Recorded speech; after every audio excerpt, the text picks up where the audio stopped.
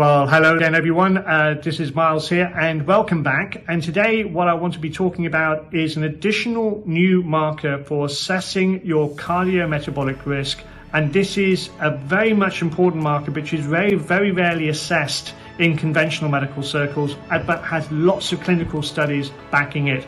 And that is the heart rate variability assessment, or HRV for short. It's a very quick test. It can be done in 1 minute or 5 minutes, and it gives you a very good indicator of the stress in your heart.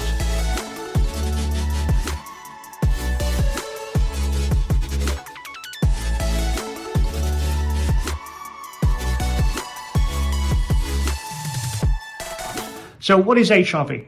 Well, when we look at the beats of your heart, you notice that there's intervals between the beats. And those intervals should be slightly variable. And the variation can be between 20 to 200 milliseconds. And that variation is critical to determining the resiliency of your heart.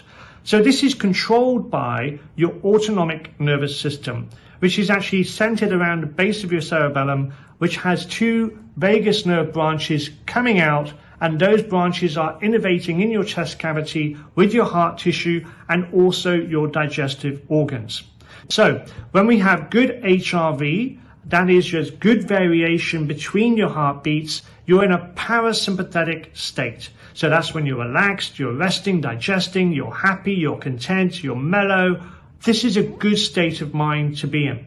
The opposite of that is when we're in a sympathetic state, and that is when we're stressed, we're angry, we're depressed, we're anxious. These are states of minds which actually have a direct influence on your heart.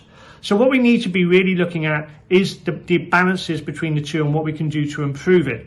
What I will share with you is some studies which actually show the direct influence to heart attacks and heart disease. So this one study has shown that there's a 33% reduction in parasympathetic activity for all people with heart disease. This next study has shown that there is an 80% association of lowered parasympathetic activity with people with having blood clot related heart attacks. And finally, for those people with the most severe heart attacks, have the lowest parasympathetic levels in the heart.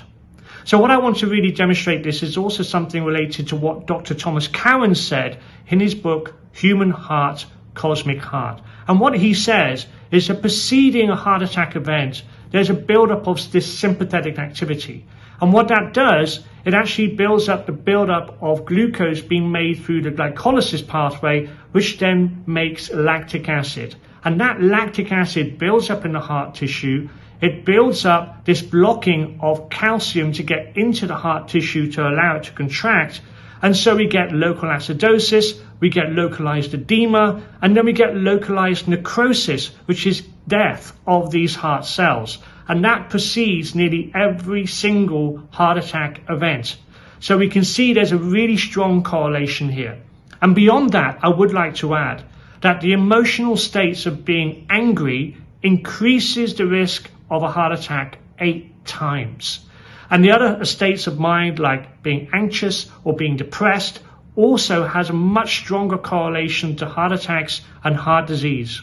So this is also relating to the HRV analysis, which can pick up these states of mind. So what can we do about this?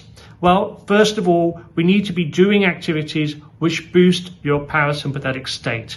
So this is related to sleep, getting very good sleep, doing exercise regularly, because when you build up exercise, you're building up a compound called nitric oxide inside your body, inside your blood vessels, and that is good to raising your parasympathetic state. Making sure your relationships are positive, loving, and content, so there's no anger and there's no bitterness. This is really critical to getting the emotional states. And fixing the true causes of your anxiety and depression, because then that also increases your risk.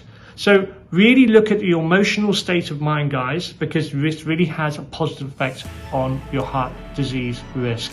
So what I'd like to hear from you right now is, what have you done to improve your emotional state of mind? Have you had an HRV assessment? If so, what was your score? How did you improve it? What was the methods you did with your lifestyle? Put your comments down below and we can start a discussion there. Okay guys, we'll see you again soon.